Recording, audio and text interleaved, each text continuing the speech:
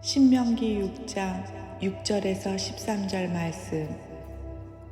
오늘 내가 네게 명하는 이 말씀을 너는 마음에 새기고 내 자녀에게 부지런히 가르치며 집에 앉았을 때에든지 길을 갈 때에든지 누워 있을 때에든지 일어날 때에든지 이 말씀을 강론할 것이며 너는 또 그것을 내 손목에 매어 기호를 삼으며 내 미간에 붙여 표로 삼고 또 내 집 문설주와 바깥문에 기록할지니라. 내 하나님 여호와께서 내 조상 아브라함과 이삭과 야곱을 향하여 내게 주리라 맹세하신 땅으로 너를 들어가게 하시고 내가 건축하지 아니한 크고 아름다운 성읍을 얻게 하시며 내가 채우지 아니한 아름다운 물건이 가득한 집을 얻게 하시며 내가 파지 아니한 우물을 차지하게 하시며 내가 심지 아니한 포도원과 감람나무를 차지하게 하사 내게 배불리 먹게 하실 때에 너는 조심하여 너를 애굽 땅 종되었던 집에서 인도하여 내신 여호와를 잊지 말고 내 하나님 여호와를 경외하며 그를 섬기며 그의 이름으로 맹세할 것이니라. 아멘. 저는 오늘 이 말씀을 준비하면서 그래 나에게 나 스스로에게 얘기하는 것처럼 그렇게 준비해야 되겠다. 나도 그렇게 살아야 되겠다라는 마음으로 준비를 했습니다. 그래도 감사한 것은요, 부모에 대해서 말씀을 준비하면서 저는 너무너무 감사한 것은 그래도요, 부모님을 통해서 저의 부모님을 통해서 오늘 이 말씀의 그 주제들을 많이 봤고요, 그걸 경험했고 또 그렇게 가르침을 받은 것이 감사했어요. 말씀을 통해서 여러분도 그런 부모 되시기를 축복합니다.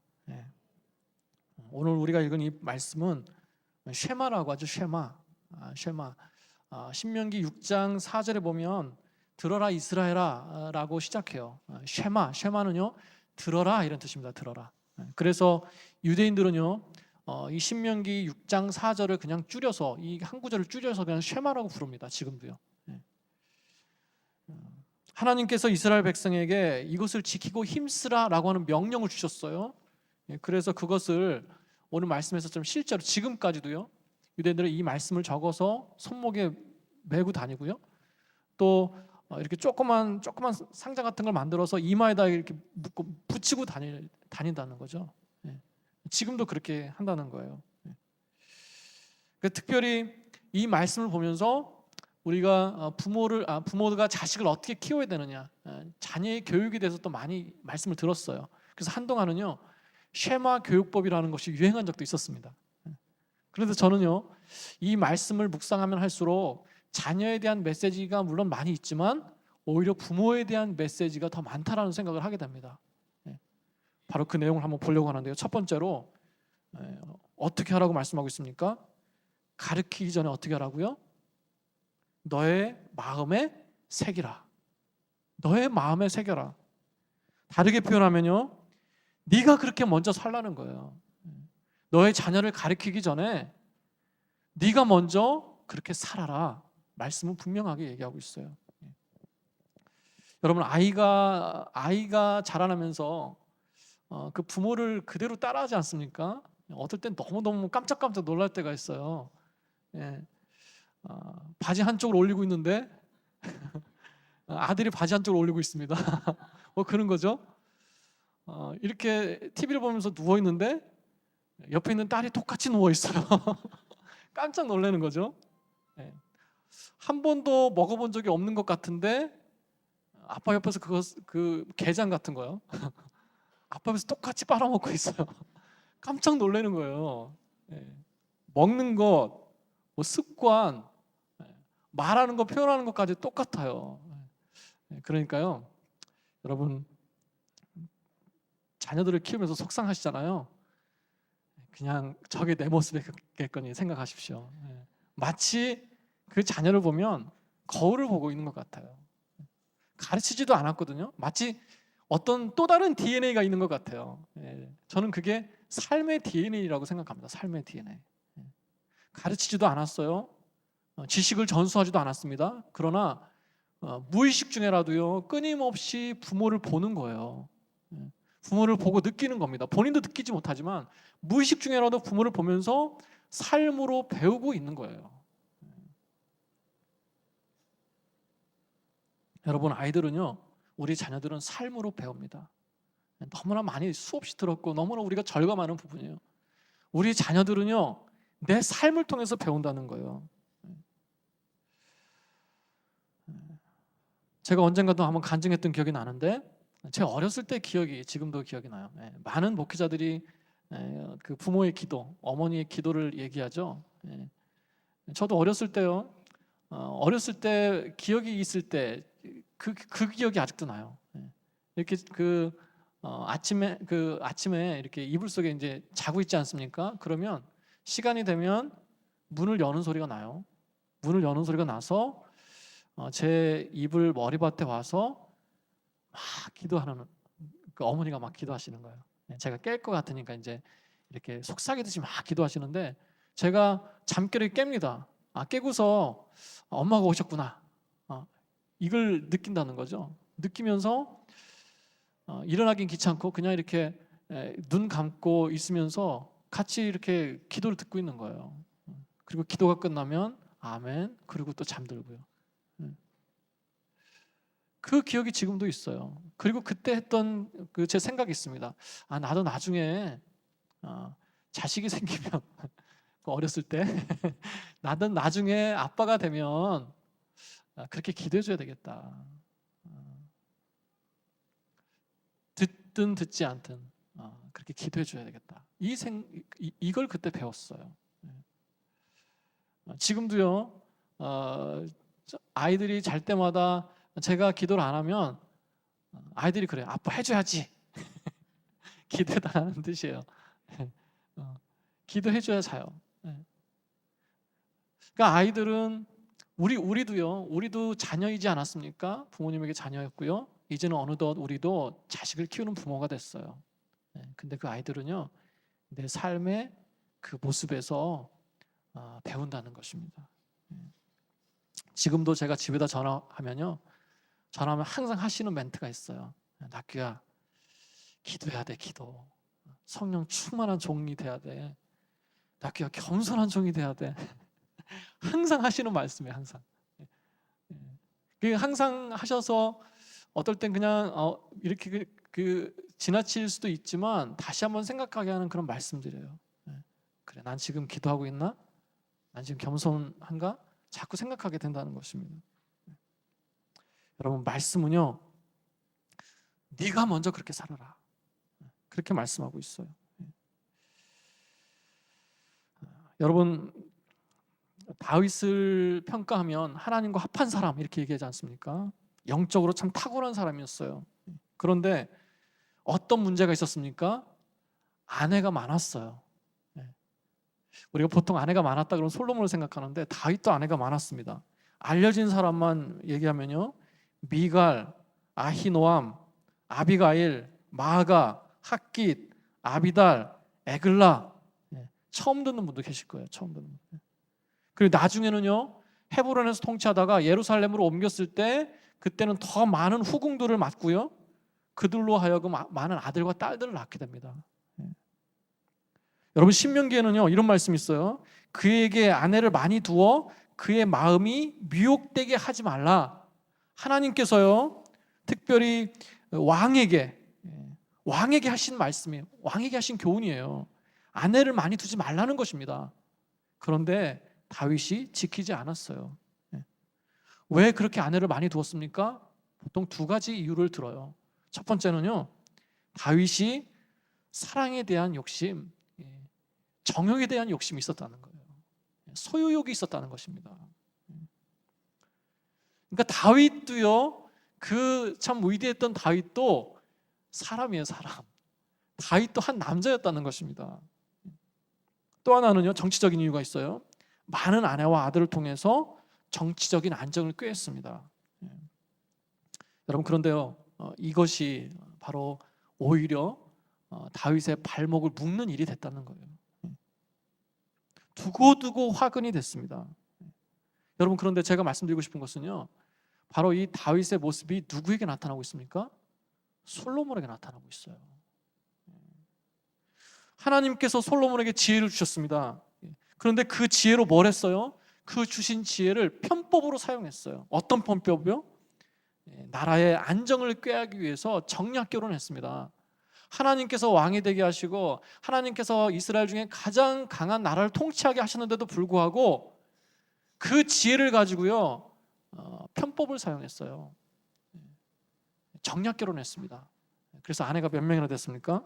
솔로몬의 아내가 700명에 첩이 300명이. 뭐 의자왕도 아니고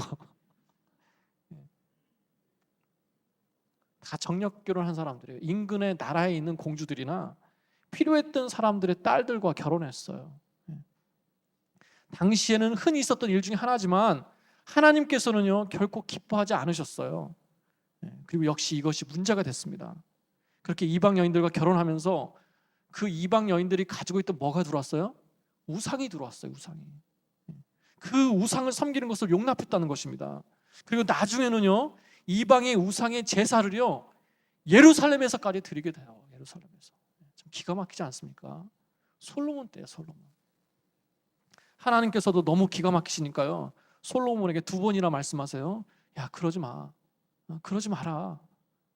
그런데요, 아마 다윗 같았으면 죄를 짓고 다윗은 나단을 보냈을 때 정말 내가 범죄하였나이다라고 고백하면서 무릎 꿇고 회개하지 않습니까? 그런데요, 솔로몬은요, 그렇게 하지 않았어요. 결국 이방 여인들의 그 제사를 용납하고요, 정략 결혼을 포기하지 않았다는 것입니다. 그것이 이스라엘의 우상을 들여놓는 이유가 됐고요, 결국은 이스라엘이 망하게 됐어요. 한 세대를 넘기지 못하고 하나님 앞에 범죄했다는 것입니다. 여러분, 성경 속에는요, 이런 이야기들이 많이 등장해요. 부모의 죄를 답습합니다. 가르치지 않았는데도 죄의 모습을 따라합니다. 왜요? 자녀는 그 부모의 삶을 통해서 배우기 때문에 그래요. 저는요, 저는 싫어하는 단어가 하나 있는데, 유전된다, 대물림된다, 이 얘기 굉장히 싫어합니다. 왜 싫어하냐면 그 속에는 그냥 운명론적인 생각을 해요. 한국 사람들은요, 어떤 죄가 대물림된다, 뭐 저주가 뭐 가게 흐른다. 저는 그거 되게 싫어하거든요. 왜냐하면 그 속에 우리가 숙명론적으로 어떻게 피할 수 없는 이라고 하는 생각을 갖게 해서 싫어요. 그리고 또 하나는요, 두려움을 주기 때문에 싫습니다. 여러분, 우리의 아주 본질적인 대물림, 그걸 누가 끊으셨어요? 원죄를 누가 끊으셨습니까? 예수 그리스도께서 끊으셨어요. 이제는 더 이상 우리가 두려워할 것이 없는 것입니다. 그럼에도 불구하고 부인할 수 없는 것은 바로 부모의 모습을 답습하는 모습이 있더라는 거예요. 가르치지 않았어요. 배우려고 하지 않았어요. 그러나 삶을 보기 때문에 그 삶 속에서 나도 모르게 따라가는 거죠. 여러분, 건강도 답습됩니다. 어떤 유전적인 병이 있는 가정도 물론 있어요. 그런데 그 가정에 어떤 연구 결과인데요, 어떤 가정에 동일한 병이 자꾸 일어나는 이유가 뭐냐 알아봤더니 유전적인 이유 외에 또 다른 이유가 하나 있는데, 그 가정의 생활 식습관이 비슷하더라는 거예요. 먹는 게 비슷하고요, 먹는 때가 비슷하고요, 불규칙한 식사. 이런 얘기하면 전 많이 찔려요. 비슷하더라는 거예요. 그러니까 그런 생활 환경 속에 있으니까 부모에게 있는 병이 자식에게도 나타난다는 거예요.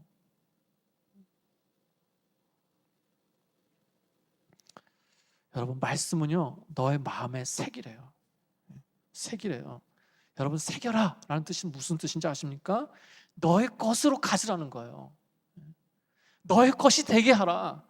너의 속에 새겨져서 너의 것이 되어서 나오게 하라는 거예요. 이 말은요, 네가 살라는 것입니다. 살아라.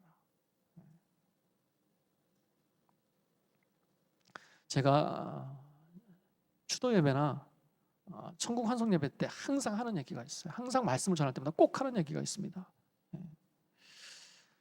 부모는 삶으로 유언한다라는 것입니다. 부모는 삶으로 유언한다. 우리 미국에서 사시기 때문에 한국에서 부모님이 임종하시면 임종을 못 보시는 분들이 종종 계세요. 그러면 그걸 굉장히 안타까워하세요. 그래서 그분들에게 꼭 드리는 말씀입니다. 내가 임종은 마주대하지 못했지만 내 부모의 삶을 통해서 받은 유언이 있다는 거예요. 그렇지 않습니까? 내가요 이런 모습으로 살았어요. A의 모습으로 살았습니다. 그러면서 내가 하나님 앞에 갈 때 자녀들에게 얘들아 A의 같은 삶을 살아라 라고 얘기할 수 있습니다. 그게 유언이에요. 그런데 내가 B의 삶을 살고서는요, 그래도 마음에 물론 그렇게 유언할 수는 있지만 B의 삶을 살고서 A로 유언한다고 그게 유언이 됩니까? 유언일 수는 있지만 영향력이 없어요. 무슨 말입니까? 내가 부모에게 굳이 듣지 않았어도요, 우리 자녀들은요 부모님을 생각할 때마다 항상 떠오르는 모습이 있어요. 우리 가정에 대해서 헌신했지, 헌신하셨지, 그냥 무조건 용서하셨지, 품으셨지. 이게 뭐예요? 부모님을 생각할 때마다 내 마음에 다가오는 부모의 유언이에요. 유언. 부모는요 삶으로 유언하는 것입니다. 지금 나의 삶의 모습으로 나중에 내 자녀들이 나를 떠올린다는 거예요. 기도하던 부모님, 인내하는 부모님, 말씀대로 살려고 힘쓰는 부모님, 그것이 내 삶의 유언이 된다는 것입니다. 사랑하는 여러분, 말씀대로 살기를 힘써야 될 줄 믿습니다. 내가 더 잘 사는 것이 가장 큰 교육인 줄 믿습니다. 부모로부터 기도를 배우고요, 부모로부터 용서를 배우고, 책으로 배울 수 없는 것, 지식으로 말로 배울 수 없는 것, 바로 내 삶으로 배우는 줄 믿습니다. 그래서 이미 우리의 자녀들은요 내 삶을 통해서 이미 메시지를 받고 있어요. 삶으로 말하고 있다는 것입니다. 자, 첫 번째, 잘 살아야 됩니다. 두 번째, 뭐라고 말씀하고 있습니까? 부모의 의무, 잘 가르치래요. 잘 살고 잘 가르치라. 말씀을 보면요 가르치는 것에 특징이 있습니다. 부지런히 가르치래요. 집에 앉아있을 때나 누워있을 때나 길을 갈 때나 늘 항상 기회가 될 때마다 가르치라는 것입니다. 우리 한국 부모님들이 잘하는 거잖아요. 되게 부지런합니다. 잘 가르쳐요. 아주 열정적입니다. 그런데 영적인 것에서도 부지런해야 되겠다는 거예요.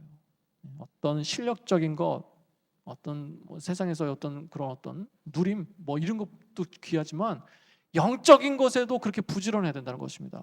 말씀을 가르치는 것에, 신앙의 자리에 가는 것에 그렇게 영적인 부지런함이 있어야 된다는 거예요. 또 하나 가르침의 특징이 있는데요, 강론하래요. 강론하라. 이 강론이 무엇입니까? 일방적으로 가르치는 게 아니에요. 강론은요, 강론의 의미를 찾아보니까 토론하라는 겁니다. 토론하라. 그러니까 뭐예요? 말씀을 가지고 대화하라는 거죠. 일방적으로 주입식으로 가르치지 말라는 겁니다. 일방적으로 가르치는 것이 아니라 말씀을 놓고요 대화하래요. 너는 어떻게 생각하니? 이게 이해가 되니? 강론하래요. 토론하래요. 다르게 표현하면 인격적으로 가르치라는 것입니다. 인격적으로 가르쳐라. 여러분, 앞서서 다윗의 약한 부분을 제가 말씀드렸는데, 그럼에도 불구하고 다윗은 하나님 앞에 참 잘 살았어요. 잘 살기 힘썼던 사람입니다. 그러니까 하나님과 합한 사람이라는 평가를 받았죠. 그런데요, 아무리 생각해도 다윗은 하나님의 사람이지만, 하나님 앞에 잘 살았지만 좋은 부모는 아니었던 것 같아요. 좋은 부모는 아니었던 것 같아요. 다윗 집안에 굉장히 유명한 스캔들 하나가 있지 않습니까? 다윗의 맏아들이죠. 암논 있지 않습니까? 암논. 이 암논이 이복 동생 압살롬의 여동생 누구죠? 다말을 이성으로 좋아했어요. 이성으로. 결국 상사병에 걸리죠. 암논이 상사병에 걸리자 사촌인 요나답이 아주 못된 꾀를 가르쳐줍니다. 병든 척해서 아버지 다윗을 속여서요, 다말이 병간호를 해달라고 부탁을 하고요, 그렇게 해서 어떻게 합니까? 자신을 병간호하는 그 여동생 다말을요 힘으로 강제로 범합니다.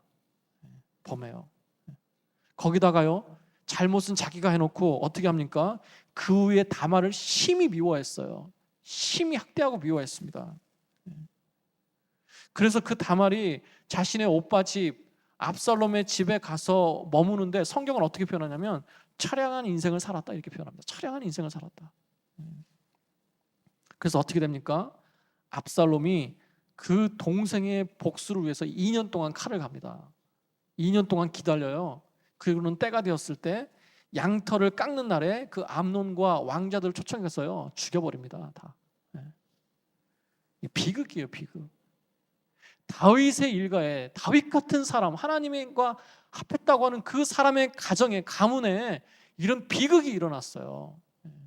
그런데요, 이 일련의 상황 속에 이해되지 않는 건 다윗의 태도입니다. 자식들 간에 이런 엄청난 일이 벌어지고 있는데 자식이 자식을 범하고요, 자식이 자식을 죽이는 이런 엄청난 일이 일어나는데 다윗은 아무것도 하지 않아요. 아무것도 하지 않아요. 물론 다윗이 이 소식을 듣고 뭐라고 표현하고 있냐면 심히 노했다 이렇게 얘기합니다. 심히 노했다. 그런데 화는 냈지만 징계하진 않았어요. 어떤 자잘못을 가리지 않았다는 것입니다. 마땅히 채찍을 들어서 자식을 징계하고 바로 잡아왔어야 됐는데 다윗은 그러지 않았어요. 여러분, 다윗은요 자신의 죄에 대해서 철저하게 하나님 앞에 회개했던 사람입니다. 그 죄의 심각성을 알았고요. 왜 그렇게 했어요? 하나님이 살아계신 걸 알았기 때문에 그랬어요. 하나님이 살아계신 걸 알았다면 그 죄를 그냥 넘기지 말아야죠. 죽는 일인데, 그것은 죽을 죄인데 그냥 넘기면 안 되는 거 아니겠습니까? 그런데 전혀 다윗답지 않아요. 여러분, 그 모습을요 공동 번역에 이렇게 번역하고 있습니다. 제가 읽어드릴게요. 다윗 왕은 이 이야기를 듣고 몹시 화가 났지만 암논이 사랑하는 맏아들이라 기분이 상할 말을 하지 않았다. 사랑해서 아들이 기분이 상할까 봐 그냥 지나갔다는 거예요. 잘못된 사랑이죠. 잘못된 사랑. 여러분, 그리고요 우리가 하는 행동이기도 합니다. 나의 모습이기도 해요. 혹자는 그런 얘기도 합니다. 바로 이 앞에 어떤 내용이 있었어요? 이 암논의 이 이야기 전에 바로 밧세바 사건이 나옵니다. 다윗의 밧세바 사건이 나와요. 그 후에 이런 일이 있었다라고 하는 거 보니까 그 후, 그러니까 밧세바를 범한 일 후에 암논의 일이 있었다는 그런 뜻이에요. 그러니까 아버지 다윗이 성적인 정욕적인 죄를 지은 이후에 그 자식이 성적인 죄를 지었다는 거예요. 또 반복되고 있죠. 참 무서운 거예요. 또 그 아버지의 죄가 아들에게 나타나고 있습니다. 그래서 혹자는 그렇게 얘기합니다. 아마도 그렇게 범죄한 그 암논을 보면서, 다말을 범한 암논을 보면서 다윗은 자신의 죄를 생각했을 거라는 거예요. 자신의 죄. 그리고는요 자신의 죄 때문에 그 아들을 당당하게 책망하지 못했을 것이다 이렇게 얘기합니다. 내 죄나 자식의 죄나 별다르지 않구나. 그렇게 자책했기 때문에 강하게 당당하게 암논을 책망하지 못했을 거라는 거예요. 그럴듯하죠.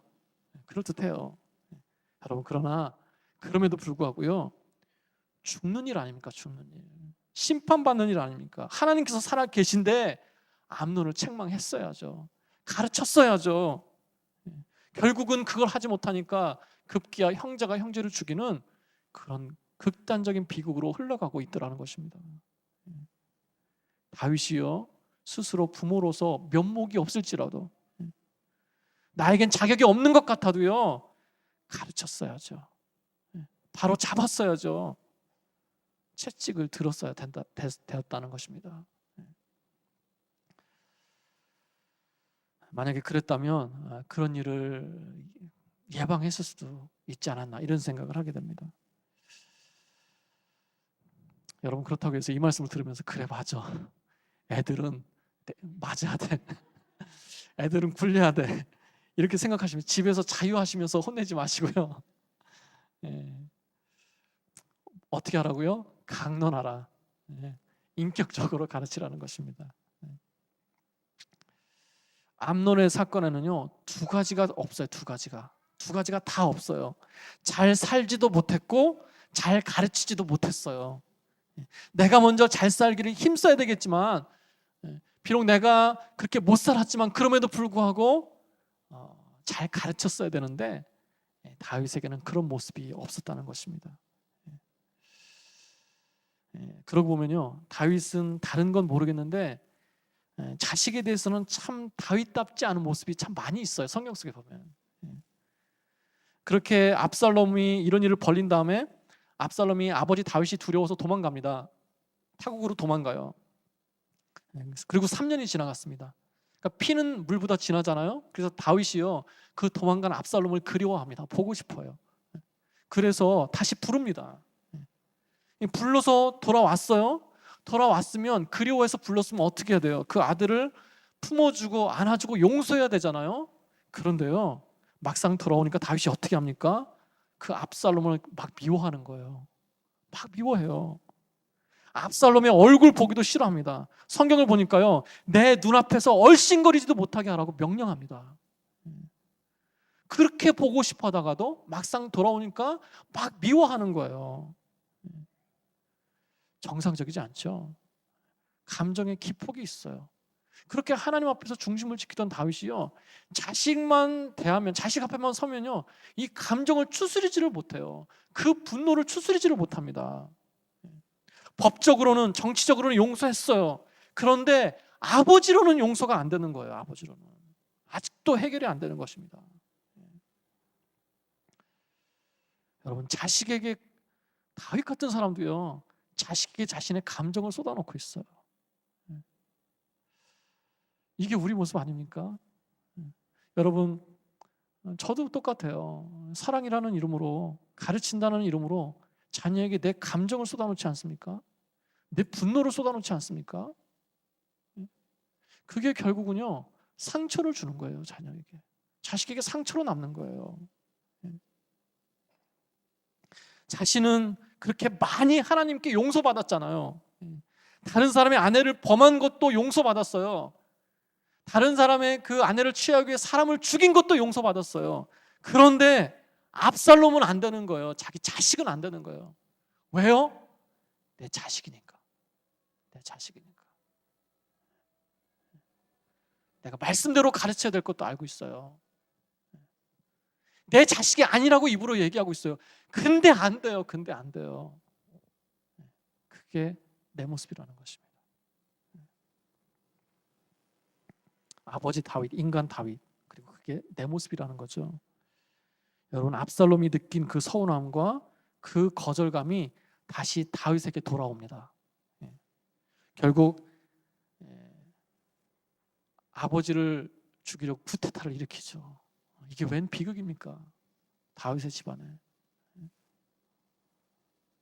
결국은 압살롬이 죽잖아요. 다윗이 그 압살롬의 죽음 앞에서 어떻게 얘기합니까? 내 아들 압살롬아, 내 아들 압살롬아, 차라리 내가 너를 대신해서 죽었으면 좋았을 텐데 라고 얘기하면서요, 아주 절규를 합니다. 통곡을 해요. 후회를 하게 되더라는 것입니다.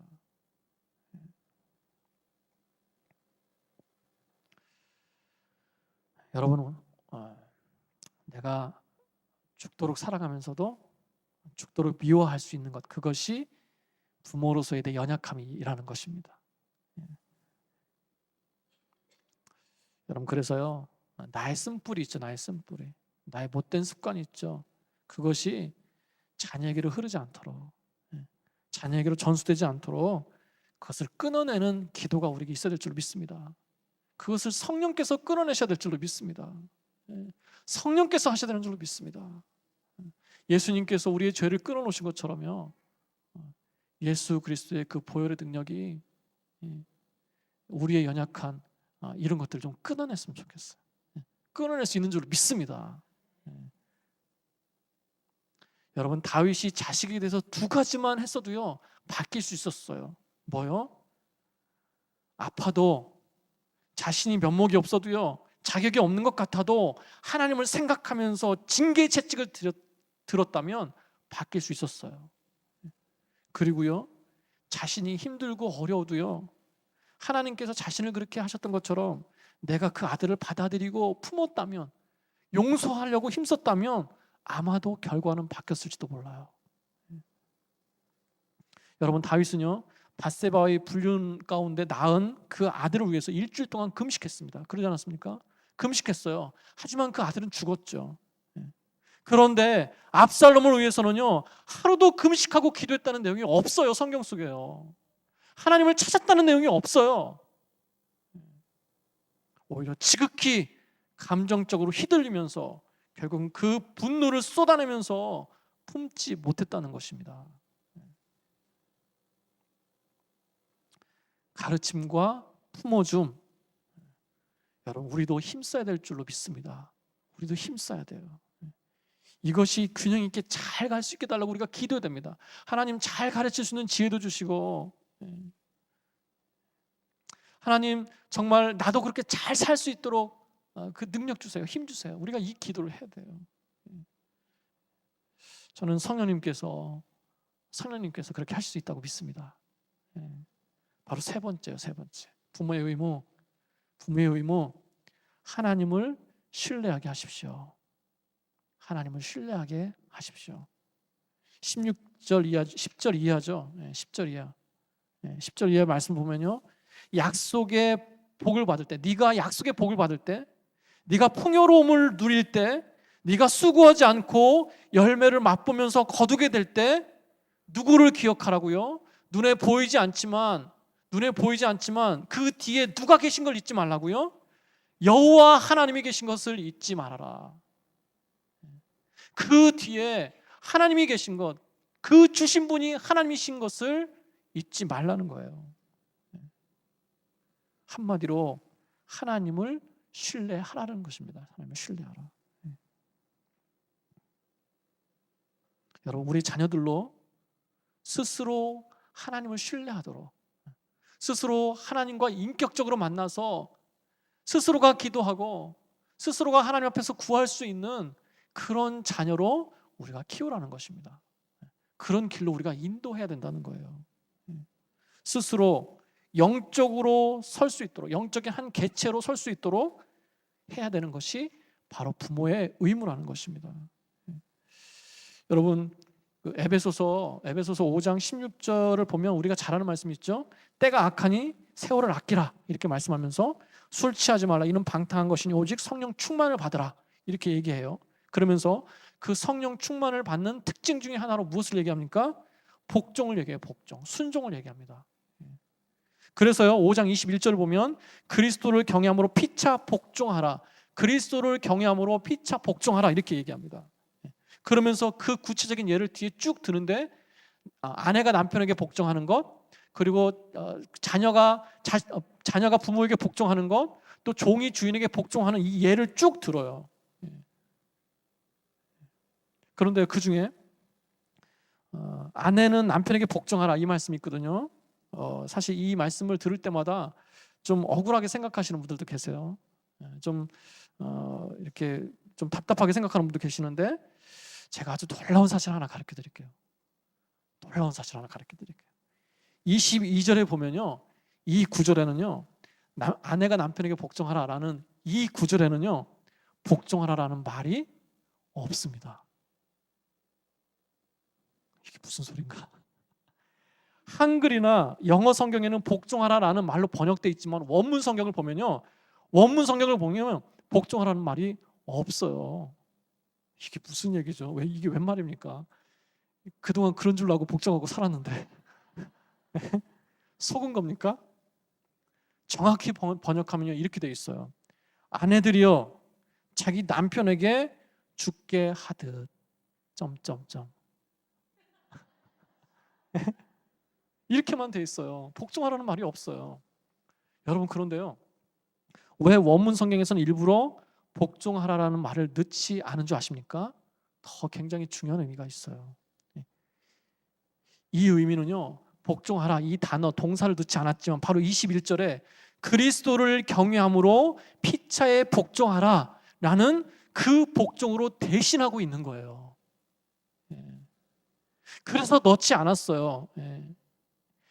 다시 말하면요, 인간적인 여자가 남자에게, 아내가 남편에게 복종을 어떤 인간적인 복종이 되지 않도록 그 단어를 싹 빼버리고요, 그 앞에 그리스도를 경외함으로 피차 복종하라라는 것을 강조하기 위해서 그것을 대신하도록 비워놨다는 거예요. 이 의미가 다가오십니까? 다시 말하면 아내가 남편에게 복종하는 것은 뭐예요? 그리스도를 경외함으로 하는 복종이에요. 그러니까 21절에 나오는 그리스도를 경외함으로 피차 복종하라라고 얘기하고 그 뒤에 나오는 부부간의 복종, 자녀간의 복종, 주종간의 복종이라고 하는 가정 안에 나오는 모든 복종은요, 바로 이 21절에 그리스도를 경외함으로 피차에 복종하라라는 것의 반복이에요. 반복. 굉장히 중요합니다, 여러분. 그 모든 복종의 기준은 뭐냐? 그리스도를 경외하기 때문에 복종하라는 거예요. 예수님 때문에, 예수님을 경외하기 때문에 가정 안에서, 부부 안에서 자녀 사이에 복종하라는 것입니다. 그것도요, 일방적인 복종이 아니라 어떤 복종이요? 피차 복종하라. 좀 억울한 게 풀리셨습니까? 피차 복종하라.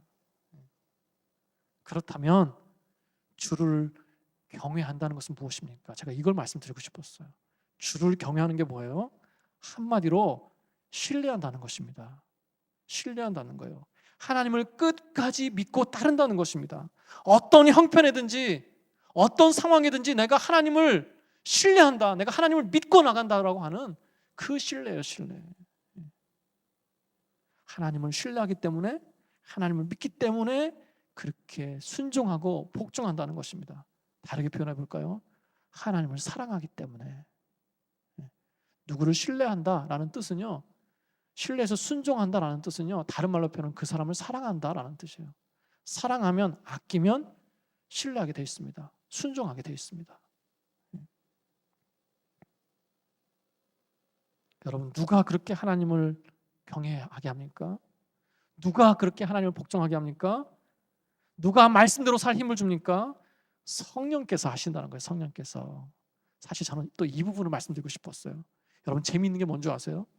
이런 가정의 문제를, 이 가정의 문제를 쭉 열고 해요. 이 가정의 문제는 결국 하나님을 신뢰하는 것이다, 피차 복종하는 것이다, 이런 얘기를 쭉 하다가 갑자기 에베소서 말씀에 정말로 너희가 주 안에서와 그의 힘의 능력으로 강건하여지고 마귀의 괴계를 능히 대적하기 위하여 하나님의 전신갑주를 입어라, 이 얘기를 갑자기 합니다.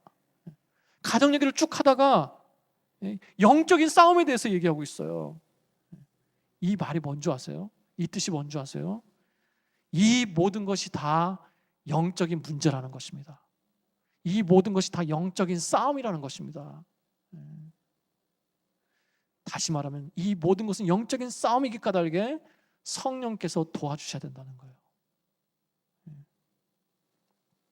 여러분, 에베소서는 6장까지 있잖아요. 근데 크게 두 부분으로 납니다. 1장부터 3장까지는요, 교리적인 것, 본질적인 것, 원론적인 것들 얘기해요. 특별히 예수님께서 우리를 구원하신 것, 하나님이 사랑하는 아들을 보내셔서 우리를 구원하신 구원론에 대해서 얘기합니다. 그러니까 바울이요, 어느 부분을 많이 강조합니까? 구원을 얘기하다 보니까 어느 부분이 많이 강조되겠어요? 은혜에 대한 부분이 강조되겠죠. 은혜로 구원받았다, 은혜에 대해서 계속 강조합니다. 자, 그런데요, 그 뒤에 이어지는 에베소서 4장부터 6장까지는요, 마지막까지는요, 그렇게 구원받은 우리가 어떻게 살 것인가, 삶에 대해서 얘기해요. 삶에 대해서. 그런데요, 그런 실생활, 실천, 삶에 대해서 얘기하면서 여기서는 무엇을 강조하는 줄 아세요? 계속해서 강조하는 게 있는데 뭐냐면, 앞에서는 구원을 얘기하면서 은혜를 강조했는데 뒤에서는 삶을 얘기하면서 실천을 얘기하면서 성령의 역사하심을 강조하고 있어요. 성령의 역사하심. 의미 있지 않습니까? 구원은 은혜로 이루어져요. 그런데 그 뒤에 이어지는 우리의 실생활의 삶은요, 누가 도와주셔야 된다고요? 성령께서 도와주셔야 된다는 거예요. 성령께서. 성령의 역사심이 아니고는 살 수 없다는 것입니다. 성령의 역사심이 아니고는 하나님을 의지할 수 없고, 성령의 역사심이 아니고는 그리스도를 경외함으로 피차 복종할 수 없다는 거예요.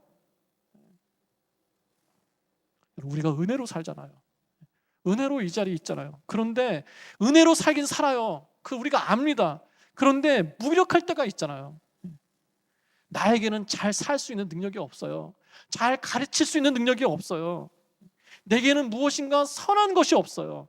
하는 듯 하다가도 실패하고요. 하루에도 수십 번씩 쓰러지는 게 바로 내 모습이더라는 것입니다. 그래서 누구를 의지해요? 성령님을 의지해야 된다는 것입니다. 영적인 전신갑주로 취하고 하나님이 싸우시도록, 성령님이 내 속에서 일하시도록 우리가 구해야 된다는 거예요. 여러분, 그러므로 부모로서 조급하지 마시기 바랍니다. 조급하지 않으시기 바랍니다.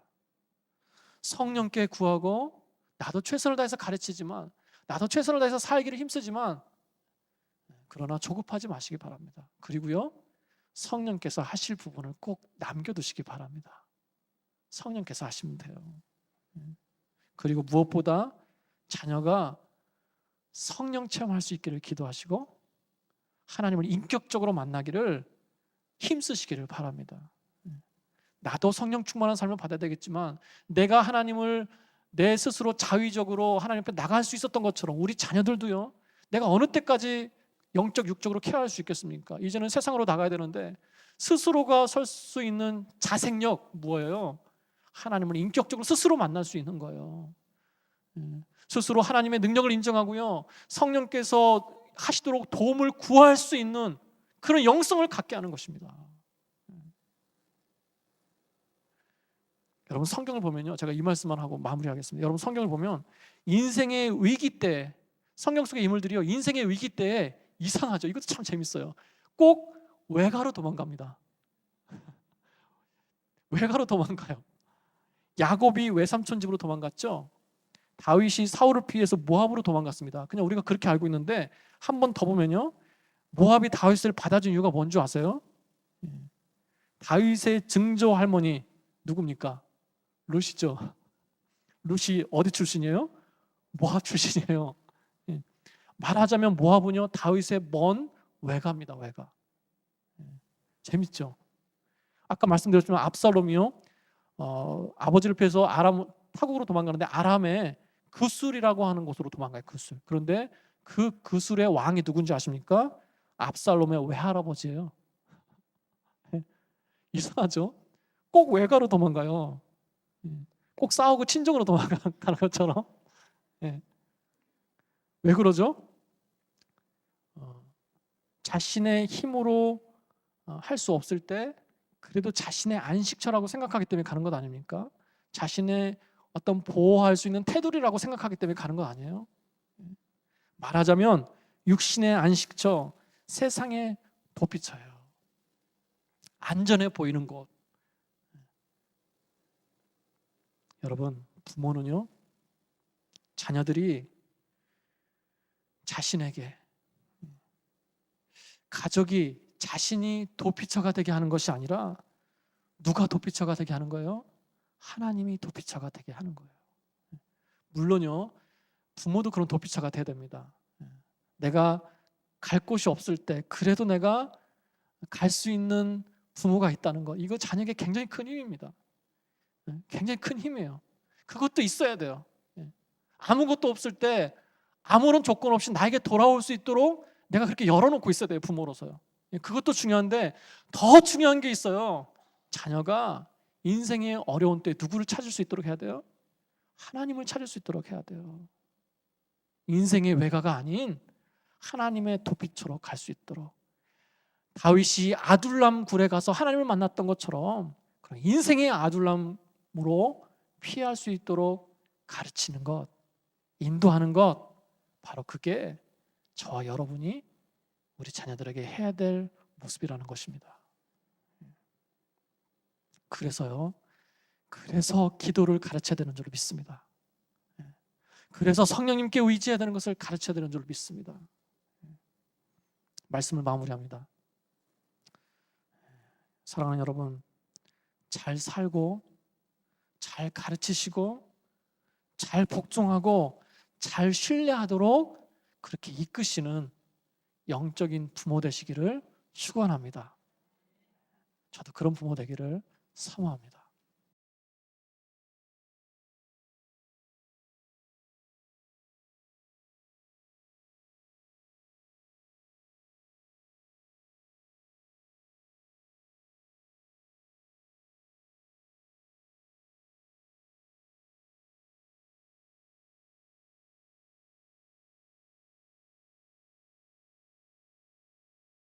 성낙규 목사 TV 구독, 좋아요, 알림 설정.